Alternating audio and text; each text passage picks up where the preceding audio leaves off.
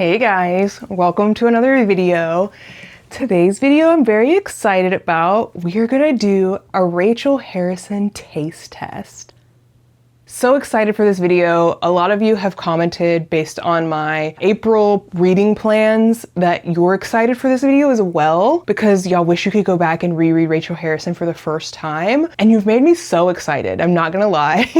Y'all have definitely hyped me up for this and I hope that it's as good as y'all say it is, and I hope that I don't disappoint y'all in reading these. So we have two Rachel Harrisons that I plan to read in this video. We have Play Nice, which is her newest book, and then we have Black Sheep. I did see a comment from one of you guys that I should read Play Nice first and then Black Sheep second because you believe that Black Sheep is the superior book. So that's what I'm gonna do. I'm gonna read Play Nice first, and then we'll read Black Sheep. To give an overview, Play Nice, if you've never read this book or you've never heard of Rachel Harrison, I would say Rachel Harrison's a pretty prolific author from the book community that I've been a part of. I hear about her a lot, quite often. She has quite a lot of thriller horror books that seem to focus around feminine society and females, women, social constructs, patriarchy type of things, at least from what I have perceived from some other people talking about her books. Rachel Harrison has Play Nice, So Thirsty, Black Sheep, Such Sharp Teeth, Cackle, and The Return, which was nominated for a Bram Stoker Award for superior achievement in a first novel. So her first novel was The Return. So we don't have that one, but you know, maybe we could have read it. And then she does have a short fiction that has appeared in some anthologies called Bad Dolls. That's so funny. It says she lives in New Jersey with her husband and their cat / overlord. Which I appreciate. And that's Rachel Harrison, if y'all have never seen her before. This was a Book of the Month book from 2025. I haven't been subscribed to Book of the Month for like over a year, but I got this at Half Price Books on my recent used book haul vlog. If you want to see that video, you can see it here. It should be up already. And then, the overview. Play Nice is, from what I've read in the synopsis, we're following a girl named Cleo. Yeah, Cleo. And essentially when she was younger, her mom had supposedly a psychotic break and was freaked out about the house or something.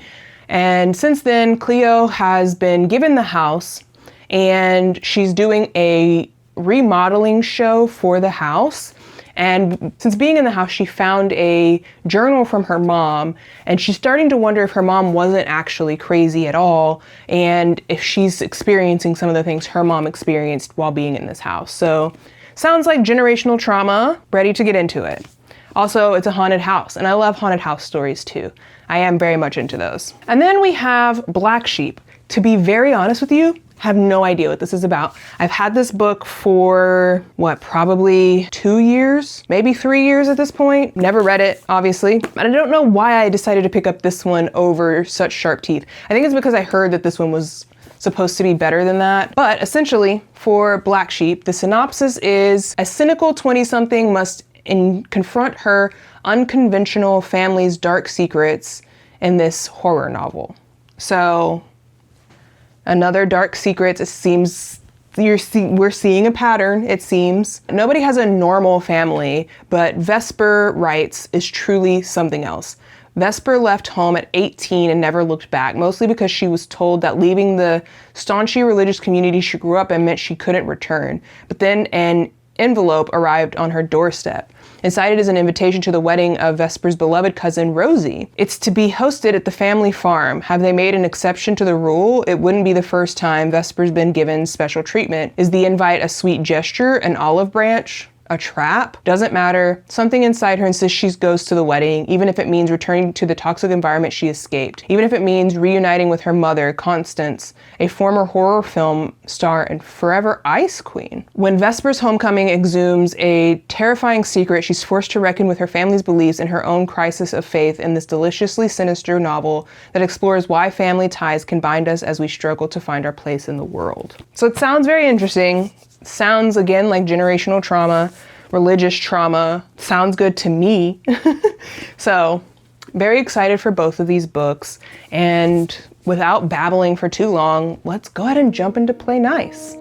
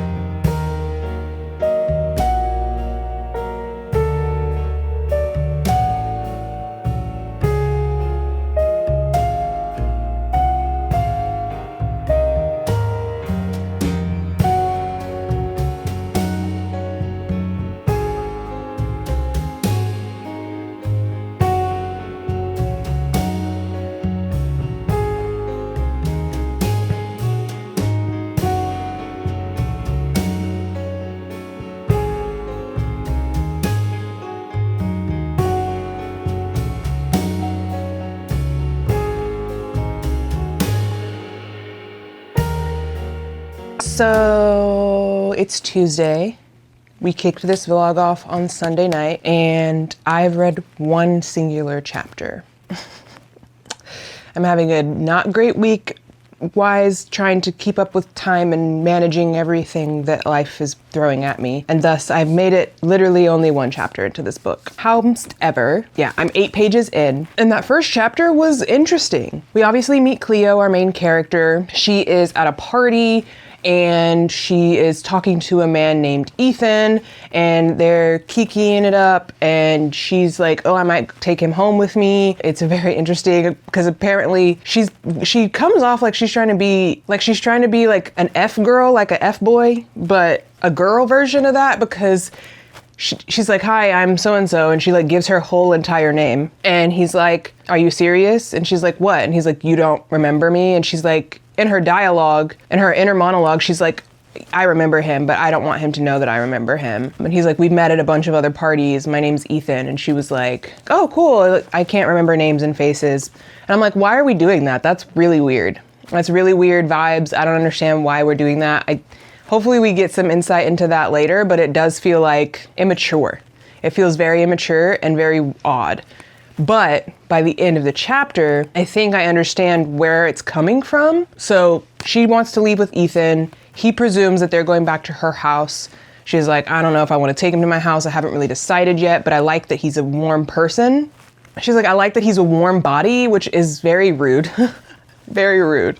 But that's all she likes about him. She doesn't really care for him in any other way other than that he's a warm body and it's kind of cold outside. That's crazy work. But then she gets a phone call and he's like, your phone's been ringing, like answer your phone. And she's like, And he's like, are you serious? Like, I don't understand. I don't get you.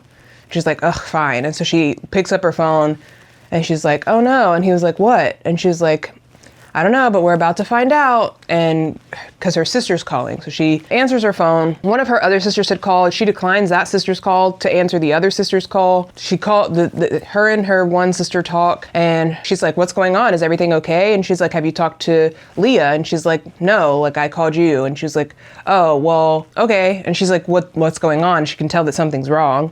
And she like lists off all these people and like, is something wrong with any of these people? And she's like, oh no, everything's fine with them. She's like, okay.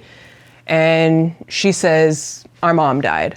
But her sister doesn't call her mom. She calls her by her name, which already shows that there's some kind of like separation between them and their mother. So very interesting. And then Cleo's reaction is odd because she seems upset, but aloof. And it's very weird. And it's very like childish behavior, honestly. Like I don't know how else to say, like her behavior seems very childish. She's like, okay, well, when when Leah calls you back, you should answer. She's like, okay, fine. So she answers when she calls back and she's like, hey, and she's like, I wanted to tell you because blah, blah, blah. And like, she goes on this whole like speech and she's like, yeah, so-and-so told me, she did a pretty good job of telling me it's fine. And she's like, well, I wanted to be the one to tell you because, you know, I know how you are. And like, we didn't have like a great relationship with mom, but like, I know, like basically saying like, I know you cared about her more than the rest of us, which was interesting as well. And then they all talk about how they're all going to their dad's house the next day. The 2 sisters are going that night and then Cleo is gonna go the next day. She gets off the phone and Ethan is still standing there. And he's like, what's going on? Is everything okay? And she's like, yeah, my mom died. And he's like, oh my God, are you okay? Like he like is getting upset and he's getting emotional for her. And she's just like, yeah, you know. She's like, this Uber is going to be here any second. He's so close. That's awesome. And he's like kind of confused. And then she gets in the cab and she's like, or in the Uber, whatever. And she's like, are you coming or not? And he like hops in and she like snuggles up into him and she's like, oh, he's so warm. But then like there's a line, he climbs in beside me, undeterred by my tragedy or perhaps motivated by it. If he wants to be my knight in shining armor, so be it. I snuggle into him, steal his warmth. That's all he is to me, body heat. If there is an afterlife, if any of the wild things my mother believed are true, she's somewhere watching me proud. And then it's like a quoted thing. I'd rather you girls open your legs before you ever open your hearts. She said once, half a bottle deep. I was too young to understand then. Actually, I tell Ethan, I changed my mind. Get out. And that's the end of the first chapter. Crazy work. wild work. I think that she's like, she clearly like cares for her mom in a way, but then like she doesn't want to follow the like guidelines or thoughts that her mom has put in play, but it seems like normally she does. Like, I don't know, it just seems very interesting. So I'm interested to get into like more of the history and background of her relationship with her mom. And I started chapter 2, but I didn't get far. I think I just read the first page, but I do have the audiobook for this, so I think I'm gonna put that on now and listen to the audiobook for a little while. I hate starting an audiobook before I've actually like physically seen and like understood the premise of the book, because I want to understand what I'm reading a little bit better and like have like a footholding to understand like, okay, this is this character, this is what's going on, this is the setting. Like it just helps me get grounded in the story a little bit better. So I'm gonna put on the audiobooks. Hopefully that helps us get through this a lot faster today. I don't think I'm gonna finish it today, but I definitely think I should be finishing it by tomorrow. And then tonight I do have to stop reading at a certain point because I have to edit my video that goes out tomorrow for the finish or unhaul episode 2, which is live at the point of this release, so you can watch that here if you haven't. But I need to finish editing that tonight. So again, I'm probably not gonna finish this until tomorrow, which is fine. Hopefully I'll finish it Wednesday, and then that'll give me Thursday, Friday to finish reading Black Sheep, and then edit the video on Saturday and have it up on Sunday. That's the plan. We'll see how it goes. So anyway, I'm gonna get going because I need to get going. And I will see y'all when I have an update. All right, hello. Update on Rachel Harrison, Play Nice. I'm on chapter 20, so I'm 51% of the way in. This is how much I've read thus far. Pretty good, I would say myself. Because I'm 50% of the way in, I have read a lot, and so trying to stick within the synopsis of the book to talk about what's in the synopsis in relation to what I've read thus far. So the synopsis is a little interesting because it says she is on like a home makeover. Okay, I guess I read it and I wasn't paying attention. Okay, Cleo, I told y'all what I had read thus far up to the point where we find out her mom died. So she ends up having her dad come to help her. And like, I want to read y'all some of the quotes that I highlighted because it's very odd. So she calls her dad to figure out details because she needs to know what's going to happen as far as getting to his house and the funeral and like what's all going to happen. Like how long is she going to be there? What does she need to bring? Whatever. She's basically telling her dad, he's like, what time do you think you're going to be here? And she's like, I don't really know. I have all this stuff I need to do. And she says, will there be a funeral? And then she says, like her dialogue says, I forced my voice to break. I'm sorry, Dad. I just wasn't ready for this. And then he makes a comment, do you want me to come pick you up? And she comments, too easy. I don't like that. I don't know and the thing is like, it seems like Cleo is able to like get whatever she wants. Like she's manipulative and she knows that about herself and she's okay with it. She doesn't have a problem with it at all. And she wants to use it to her advantage anytime she can. So her dad's like, okay, I'm gonna come get you. And she's like, oh great. Cause she didn't want to ride on the train. And she's like, I'd feel bad, but it's not so far like for him to come get her. But the train is such a nightmare. I do worse things to avoid it. All of that to say like, your dad's ex-wife just passed. Your mom just passed. And you're upset about having to be on a train. It seems very interesting. She also then talks about like taking a picture of herself because she had gone to that event the night before. And so she was taking like she's a content creator, basically, influencer. And so she takes a picture of this necklace that she got at the party and she's staring at the picture and she says, I stare at the picture. It's obvious to me that my smile is fake, but it won't be obvious to anyone else. And it's just very much giving the vibes of like, oh, so you are fake to some extent. And so like, now we're gonna have to figure out how much of you is real and how much of you is actually fake because you're just doing weird stuff. From there, she ends up going to the funeral. She goes to her dad's house first. Obviously, he comes to pick her up. She goes to her dad's house. She meets her sisters, her stepmom, and they have a conversation about there is a funeral. Mom and dad, or their dad and stepmom are not invited, but the sisters don't want to go. And Cleo's like, okay, well, I'm going. And they're like, you shouldn't go. We don't want you to go. And she's like, that's too bad. You don't get to tell me what to do, which I agree with her. If I want to go to my mom's funeral, I'm going to go to my mom's funeral. Like, what do you mean? but they don't want her to go alone. So basically she persuades her sister's husband to go with her. And the relationship that she has with her sister's husband is kind of odd. Like, they say that they like get along with him really well, and he's such a sweetheart and he's so kind and whatever, so they love him so much. But like the way that she talks to him, like it almost feels like she's flirting with her sister's husband. It's just kind of odd. But he's a social worker, and so because of that, he's got like a lot of like psychological things that he's like trying to evaluate her on their trip to this funeral. And anyway, we find out that her mom wrote a book, and her sisters vowed to never read this book. And the book was a big divider in the family. It's why the mom and dad like no longer talk to each other, because she put all kinds of things in this book and kind of blew up all of the family secrets, if you will, and talked about Cleo and talked about the other daughters and her ex-husband and their relationship and like all kinds of things. And it was before they were like fully exes, they were separated. But she talks about all these things in the book, and all of that at the same time that she believes that the house that she's living in with the girls after they're split is possessed or something, because she hears noises and she feels like the house is laughing at her.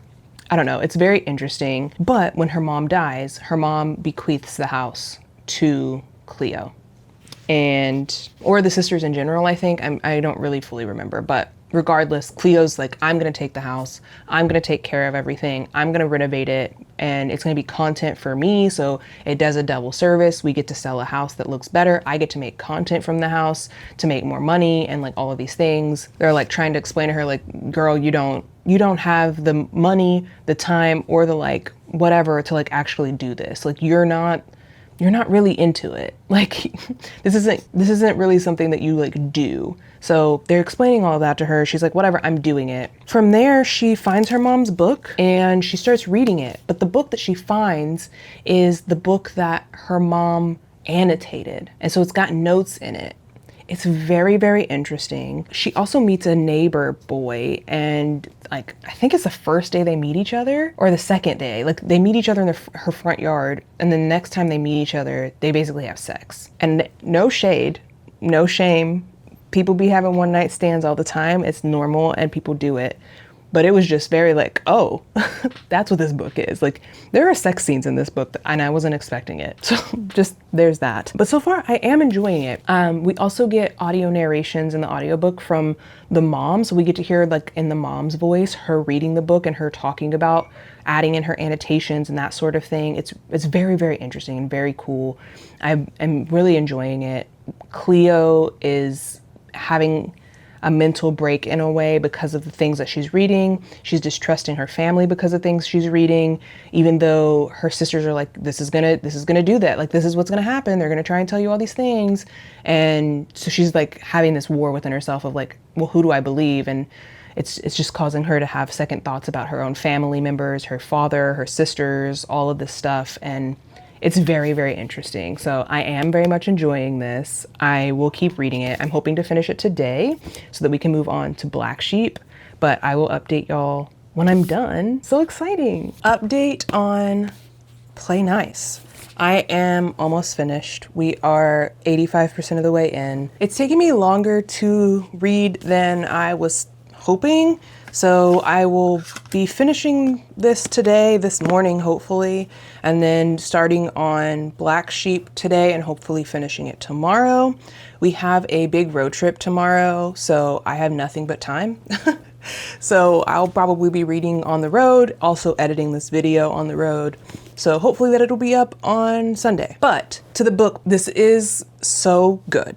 I'm thoroughly enjoying this. I have been mostly listening to it via audio and not really looking at the pages, but there is like a whole thing where we're reading the book that her mom has written. And anytime we're reading the book her mom has written, there's like notes in the margins. And they did like a margins type thing in the actual book, which I think is really cool to like kind of show you like, oh, here's what she was thinking or here's what she was talking about at the time. So I really, really love it. I'm really enjoying it. I will also say, I think the audiobook is really, really good. It's very creepy-like, especially because we're dealing with like a ghost demon entity of some sort. and you get to hear the entities like whispers in the audio, which, can I just say, next level experience when you're listening to an audiobook and they actually are like whispering because this thing is supposed to be a whisper. It's creepy and it freaks me out for these horror books, especially when I'm not expecting it to be happening because I'm not looking at the book. It definitely freaks me out and I'm like, but it's so good. I'm really enjoying the audiobook experience for this, truly. As far as the writing style, because the whole point of this is a taste test of like, do I like Rachel Harrison? Do I like her writing? Do I like the types of books she writes, that sort of thing? The commentary that I'm getting from this book thus far really feels more like generational trauma ideas. I think that the way that they have written this and the way that they have made it kind of like play out, especially because of the commentary that her sisters make on certain things and how she's behaving and how she behaved in the past. It definitely feels like the overall theme of this is more of a generational trauma and it following you, that the idea of a house being haunted has more to do with the haunting thoughts that you have.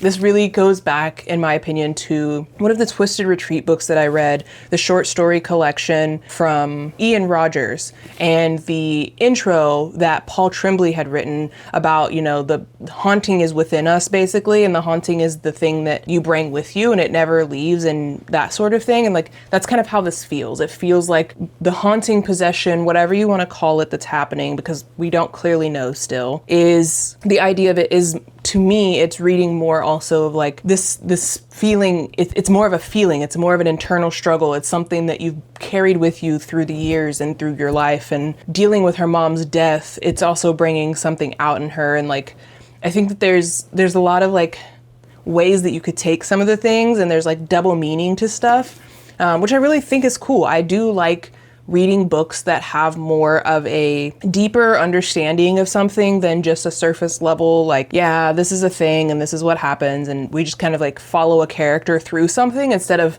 actually like diving into the understandings and the thoughts and the whys behind things.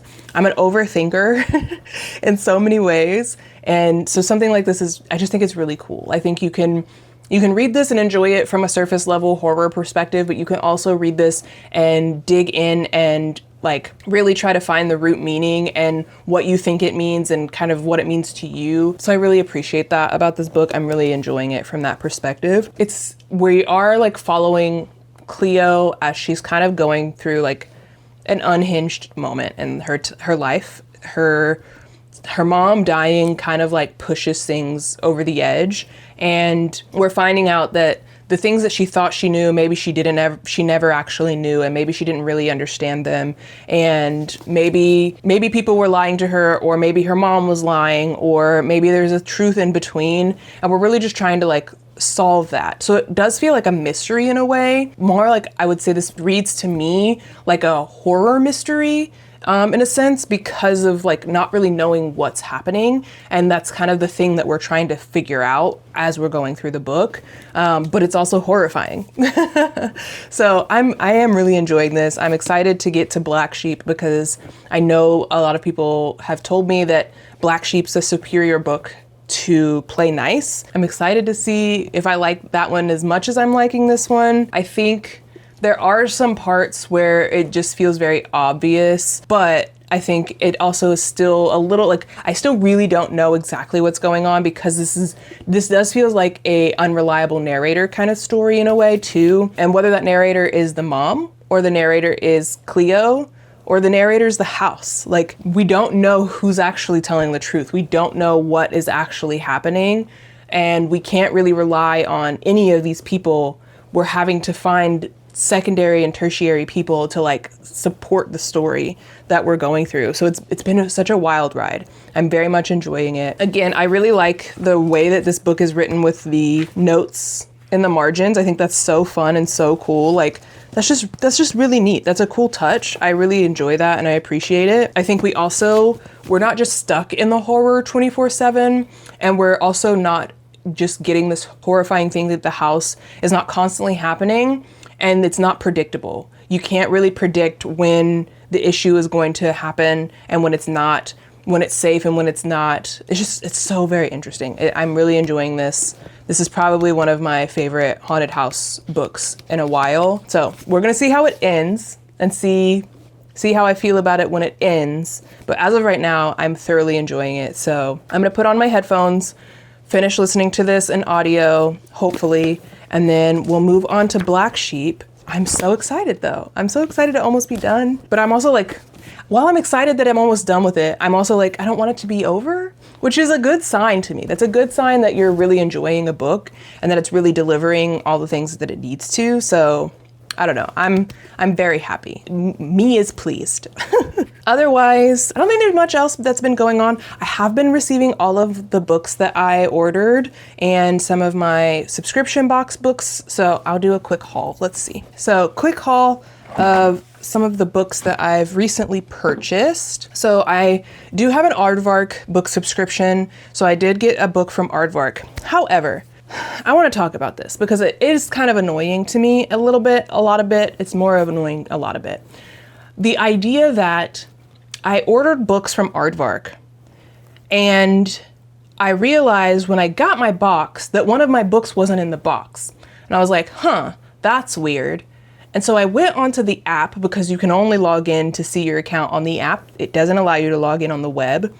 Unlike Book of the Month and some of those other subscriptions where you have to log in on the web to do certain things, Aardvark doesn't do that. So I log into my app and I go to like my billing, I go to my shelf, I go to all these things to see what's going on with the other book. I go to my receipts in my email and I'm realized there's nothing that shows when I actually purchased the books. Like I get a receipt for the subscription fee when that comes out at the end of every month, but the only other email I got was them saying, hey, your book is on the way. But even in that, there's no like invoice showing you what books are on their way or that a book might be delayed. So then I'm looking at the books on their website. The other book that I requested was Japanese Gothic. I clicked on the book and there is like a little blurb once you open the book description that tells you that any books purchased after a certain date and time will be shipped at the end of April.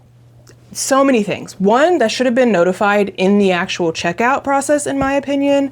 I should also have a receipt showing that I'm owed a book. Like I don't have anything anywhere that says, hey, this belongs to me and this is when I bought it. Like even if I am using a credit to purchase something, I still feel like I should have some kind of receipt indicator. Like even going to billing, there's nothing there. So I don't know. It kind of irritated me and I had to email them to be like, hey, what the heck? Can you tell me whenever I purchased the book? Because I don't remember when I purchased them. I don't remember if I ordered it on the 1st or if I ordered it after that. So I'm presuming, my assumption is that I'm getting my book at the end of the month, but very annoyed. So anyway, I did get Girl Dinner by Olivia Blake. I think that's how you pronounce her name. I got this because it sounded so interesting. Just the concept and like this being like a girly pop kind of book just sounded so interesting to me. But I'm also realizing Kayla and I don't have like Books and Lala, Kayla, we don't have like 100% like the same taste in things, but she put this as one of her worst books of this quarter. And so now I'm nervous and I'm gonna read this and really not like it or like midway like it. But I did get Girl Dinner. I'm excited to see how this goes. Also, I love a soft matte cover. I know I mention this all the time, but I just love them. I think that's my favorite touch. Then I got a Book of the Month subscription because I saw that they had this book that I wanted and I could get it for cheaper than I could buy it at the store. So I got Mocha. It finally came in from Book of the Month. I'm so very excited. This cover is so cool. You can feel the like grates on the vent, like you can feel the like ridges in it. Oh, it's so cool. The blood has like a different texture. Like it's just so cool. I love that touch that they did. The raw book is like meh, but the book cover is really cool. I'm very excited for this one. I'm probably gonna throw this into my anticipated 2026 release vlog that I do next time because I really want to read this so bad. I want to read it so bad.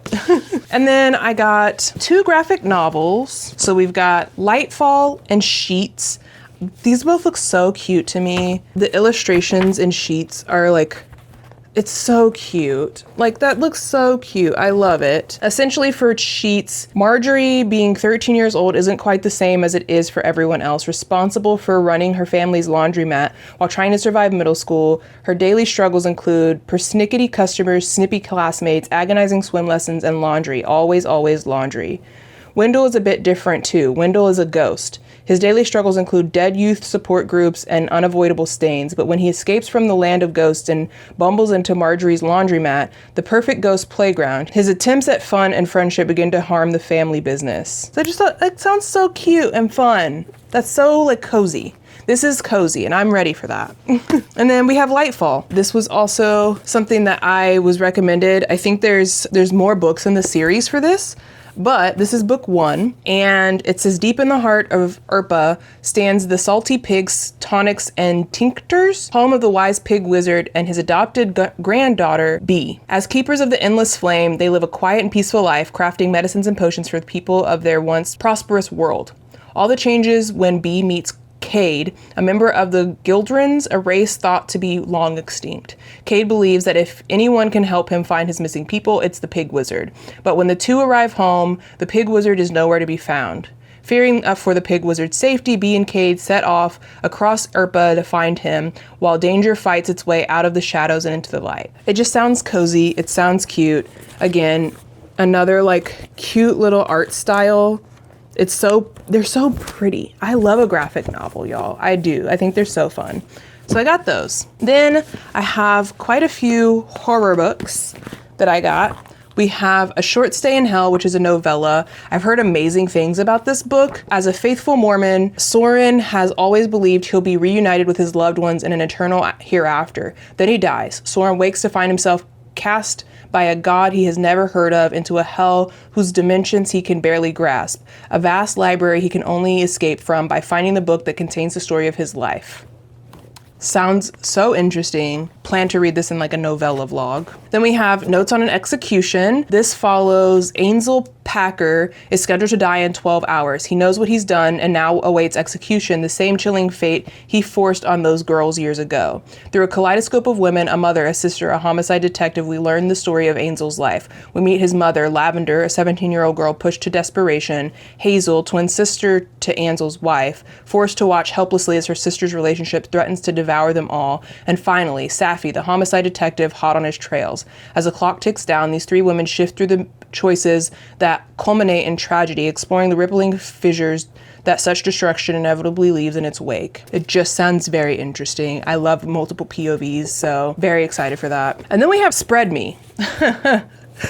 And from what I've heard of this book, it's basically, it follows the horror movie, but a book, in the sense that, like, there's a parasite germ of some sort that infects people, and our main character is like hot for the parasite or something. I don't know. It sounds interesting.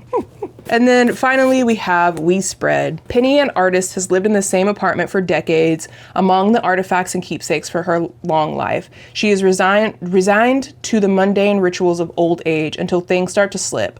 Before her longtime partner passed away years earlier, provisions were made, the unbeknownst to her, for a room in a unique long-term care residence, where Penny finds herself after one too many incidents.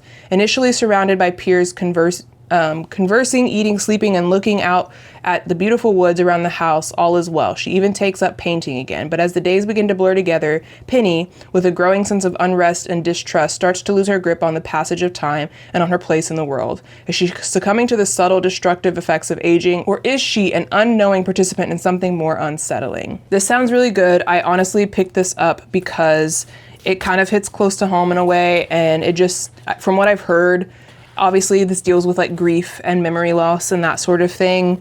And I've just heard it was a really good like representation of that. So that's one of the reasons I want to read it. So I got this one as well. So we got a nice chunky stack of books that just came in. Very excited for these. Obviously adding to my book collection when I'm trying to get my book collection dwindled down. But you know, a book girl's gonna do what a book girl's gotta do, okay? Sue me, you know? Anyway, it's Friday, it's 10 o'clock, I have to get to work. I will come back to you guys later and give you an update on reading Play Nice right before I start Black Sheep. So I'll come back with an update then, and I'll see y'all in a little while.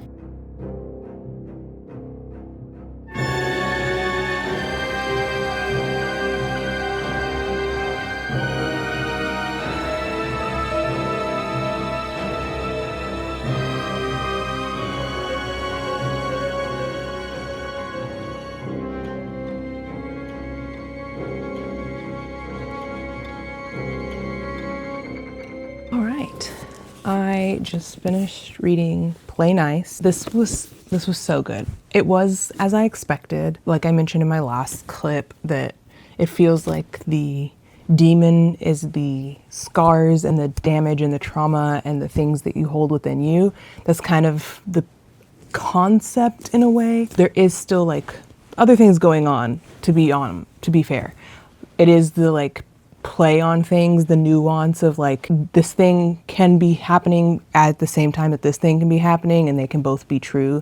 So it's that kind of like concept. This was very good. I really enjoyed it. I even did like some highlighting of quotes in the like beginning parts, and then some towards the end. I went a little highlight crazy at the end. There's like a whole section at the end, and I don't know necessarily if this is like spoilers or not spoilers, but it says, "Our demons are ours and ours alone. My mother's demons were hers. Even if she were still here, I couldn't ever really understand what it was like for her, why she did the things she did." And then another part says, "I know now that she wasn't crazy. I'm not sure anyone is. I think it's just easier to call someone crazy than it is to admit that they could be right. Easier to call someone crazy than to confront the nuances of their circumstances, than to accept the callous cruelty that exists in the world we live in, the evil out there that revels in our suffering." And I think, again, that all goes back to like my point about it being both things true at the same time. And I do agree with that kind of sentiment as well. The like idea that, I don't know, to a point, like I agree with the idea that people aren't inherently crazy. It's a lack of understanding and a lack of empathy, in my opinion, for people most of the time. I also think that it's easier to just stick a label on something sometimes, and you can put a label on it, and then that makes it more comfortable, and it's just easier to put it in a box sometimes than it is to like deal with, again, the nuance of what it is. I really enjoyed this. I had a great time reading this. It was a great story. I will say, as far as the reveal at the end and the reveal ending of it all, was underwhelming.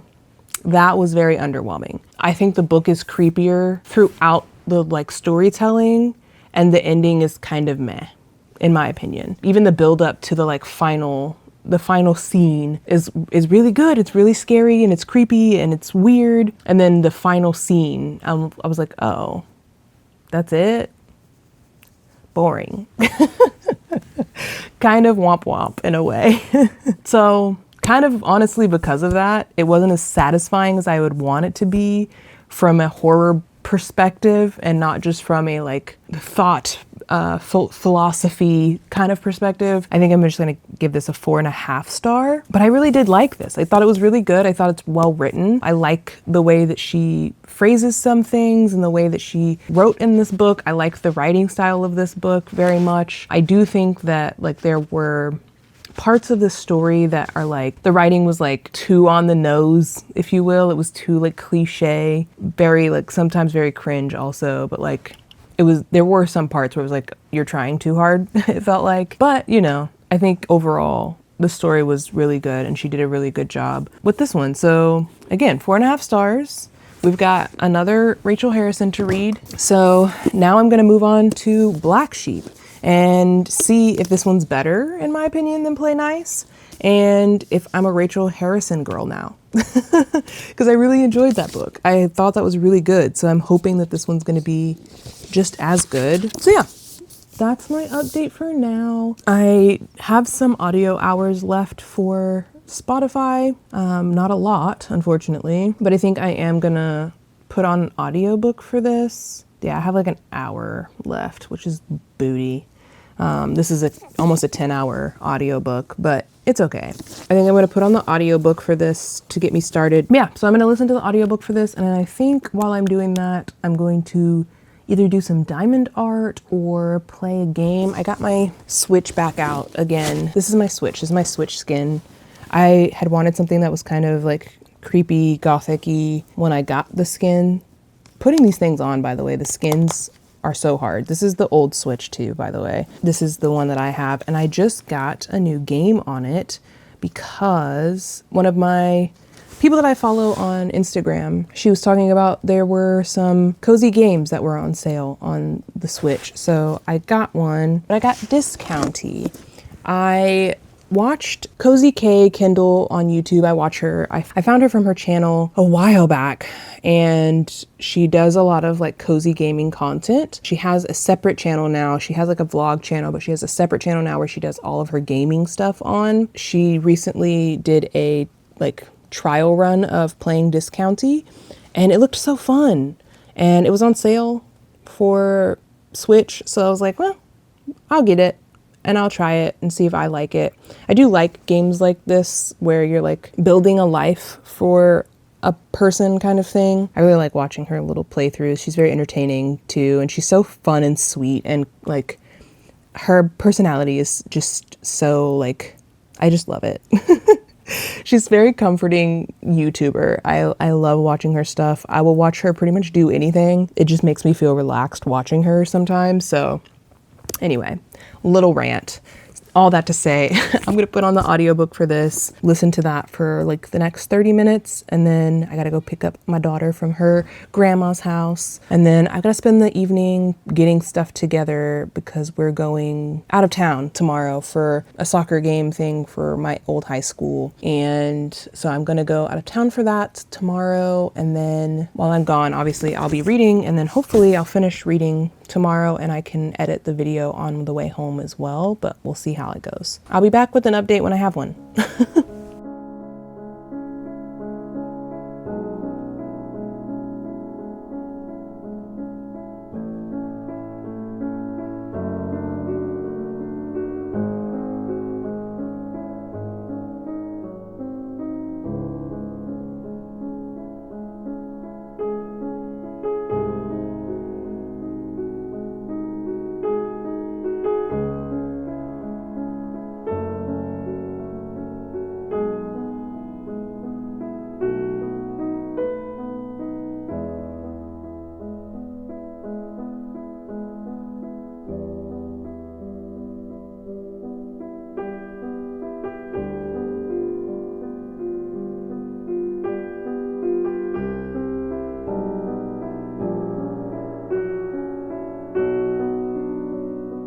Update.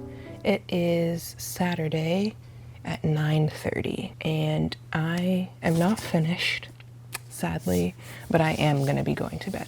I'm too tired. I can't read anymore. I need to go to sleep. Today was crazy, hectic, busy. We went to basically Austin for a high school soccer game. My brother-in-law is the coach of the high school that I used to go to, and they made it to state championships, which was really cool. We got to see them play. Unfortunately, they did not win the game, but I'm very proud of them for making it that far. My school's never made it that far, ever. So very proud of him and the boys. They did amazing. They pushed that game so hard to the very end, and it was a good game to watch. The refs were lame as hell, but that's just my personal feelings and opinion. But anyway, on the way there, I thought I would end up reading more. I thought I would get to read more, and I thought I would get to edit this video, and none of that got done. My husband and I, when we get in a car for some reason, we're chatty Cathy's and we just talk the whole freaking time. So that's basically what happened. I got to listen to maybe like 20 minutes of the book on the way there, and I got to listen to like an hour and a half on the way home. So all that to say, I've made it to chapter 11. I'm 66% of the way in, which is hilarious if you know what this book is about. I'm enjoying this so much. Obviously, I never came and gave y'all like an initial update, but I didn't want to like not keep reading. So to like give you an update on my thoughts on Black Sheep, ultimately we are following Vesper on in her life after leaving her religious cult that she was a part of, with her family and being excommunicated, and what her life is now. We learn about who she is, what she does, how she feels about life, all of that. And then she gets an invitation to go back to the old town that she was from, where she was a part of that cult. They've invited her to come back for a wedding, which is not typical. They don't usually invite you back once you've been excommunicated. And it's a invitation for her cousin, Rosie. Her and her cousin Rosie were very, very close. They had an amazing relationship. The person she is marrying is a precarious marriage, so that's an interesting plot development there. But we also meet her mother when she does go back. She does end up going back for the wedding. We meet her mom, Constance. What an interesting woman. She kind of, from the story and like the way that they portray her character, not as like cliche, but she kind of reminds me of I think it was the grandma or the aunt from Ready or Not, the like short lady with the like pixie cut type of haircut. Her mom reminds me of her. Just her attitude and her like I don't care kind of bothered attitude just reminds me of that lady so much for some reason. But ultimately she does go back. Boy, I was not expecting the twist that is in this book. Obviously she left her religious cult that she was a part of. We learn about the religious cult, and it is not what I expected it to be. That was crazy. And like, we don't find out about what the cult actually is until we're like, we've been there, we've met everybody, we've seen everyone, and then they do a prayer. And that's when we learn exactly what kind of cult they are. And boy, I was thrown. For the people who've read this book already, I was not expecting it to be that. I was expecting like your run-of-the-mill cult situations, like the stereotypical types that we think of, not some like, that was not what I was expecting. And also not expecting it to be so serious, because when I think of this type of religion that's explored in this book, I don't think about them being like, it's not for real. Like most people who identify with this religion it's not serious. They're not, it's more of a like political social commentary type of thing that they're a part of, and it's not like literally what this book is. So that threw me. It's wild. But then the other plot twist, her dad comes to the wedding, and she hasn't seen her dad since she was little. I wasn't expecting that.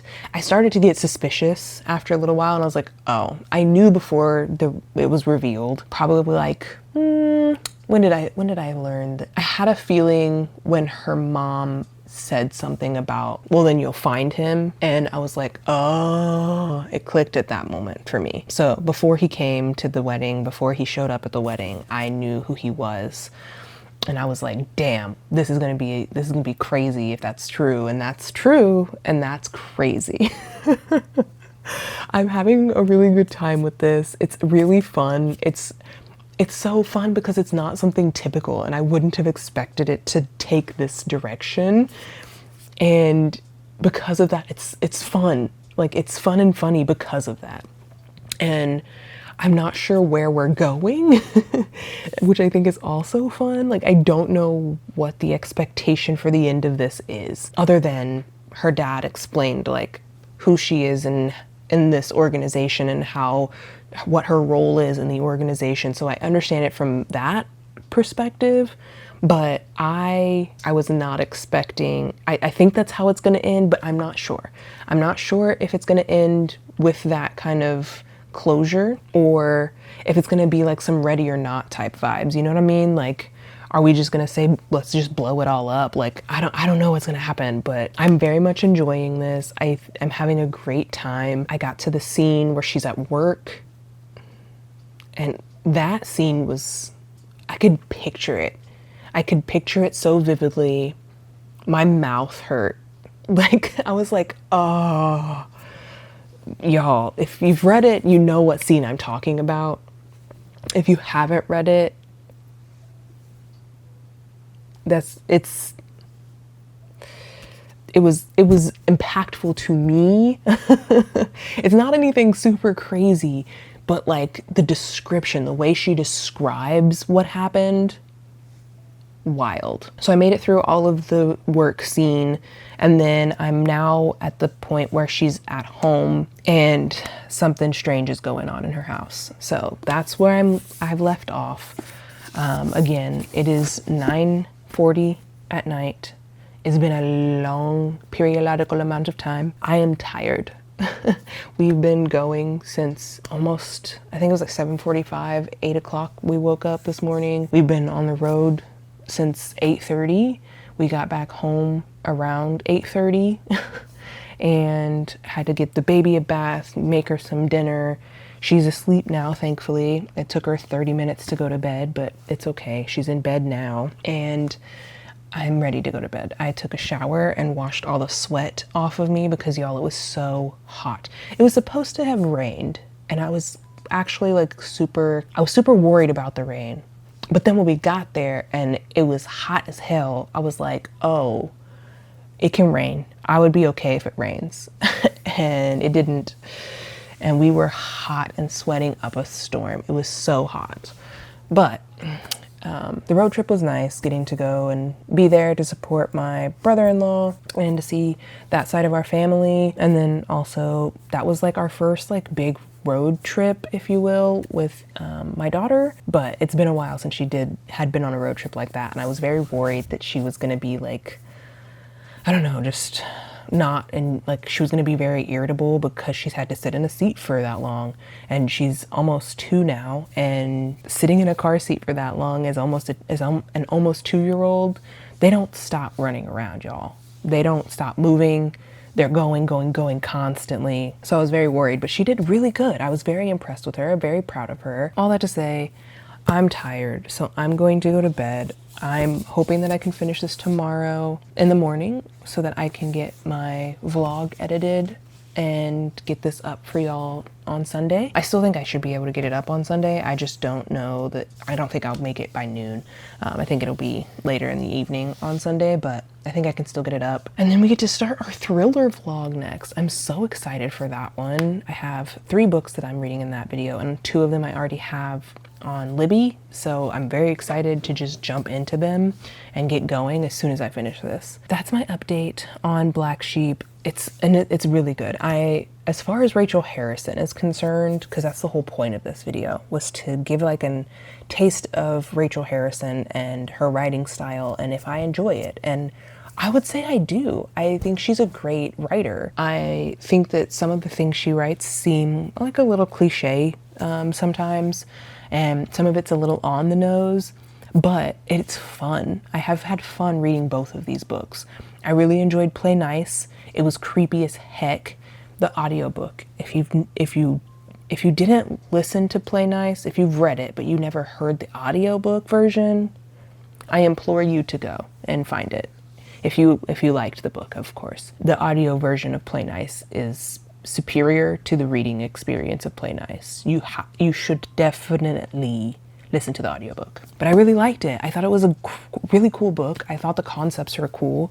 I would love to read more from her, so I'm definitely going to pick up some other books. If you are a Rachel Harrison fan, what Rachel Harrison's do you think I should pick up next?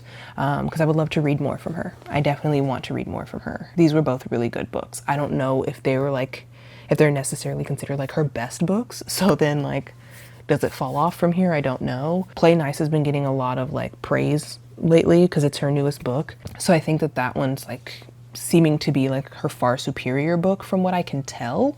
But if you're a Rachel Harrison fan, like I said, if there's another book that you think that I should read that's like even better than these 2 books, please tell me, because I really enjoyed this. I'm really enjoying my experience with her. I'm excited to like keep reading more from her, and I love that I'm reading from a female author. I think that's a really cool experience, especially for like the horror genre. So I don't know, I'm just loving it. I'm having a good time. I want to finish it, but I'm too tired. I really need to go to sleep. So I won't be finishing it tonight, but I will finish it tomorrow morning. And I'm so excited. I have like an hour left of the audiobook, so it'll be over soon, but I need to go to sleep. I can't stay up for another hour. I'm too tired. That's my update for now. I will see y'all in the morning with either my final thoughts or, well, I'll see you tomorrow for my final thoughts regardless, but whether we got a montage of me reading the last bits of the book or what. But this one's good, y'all. This one's real good. It's real good. All right, everyone. It is the end of the video. I finished Black Sheep this morning. I ended up reading some more last night before I went to bed, so I finished pretty quickly this morning, but this was a fun book. I really did enjoy it. It was a fun time. It wasn't super serious. It didn't take itself super serious. I will say that the ending for me was a little cliche in a way, and it was just kind of like, I don't know, a little lackluster in my opinion. I wasn't fully like wowed by the ending. The epilogue was good though. I liked wrapping up the storyline, so I really appreciated that. But ultimately, I think I'm gonna end up giving this one a 4-star. I rather enjoyed reading Play Nice much more than I enjoyed reading Black Sheep. It was still fun and it was still good and it was still very interesting and twisty and turny and not what I expected. I will say I would compare this book very much to like a Ready or Not type of movie. It's not the same in the sense of like the storyline. The vibe is similar. So I really did like that about this book. I thought that was fun. But yeah, I really enjoyed her writing style. I really enjoyed overall. I think Rachel Harrison is a good author. I really like her writing. I would love to read more from her. I like that there's like commentary to it, but it's not always super serious. So I think that's really fun. So in the end, I think Rachel Harrison Taste Test was a win. I'm very happy about it and excited to read more from her in the future. So with that, the vlog is over. I appreciate y'all for being here. If you enjoyed this video, please don't forget to give it a thumbs up. If you're not subscribed, please subscribe. I would love to have you on my little bookish channel. If there's any Rachel Harrison books that I haven't read that you think I should read, definitely leave me a comment down below. I'm excited to read more from her in the future. So again, let me know if you have any others, but otherwise, thank you guys so much for being here, and I'll see y'all in the next one. Bye.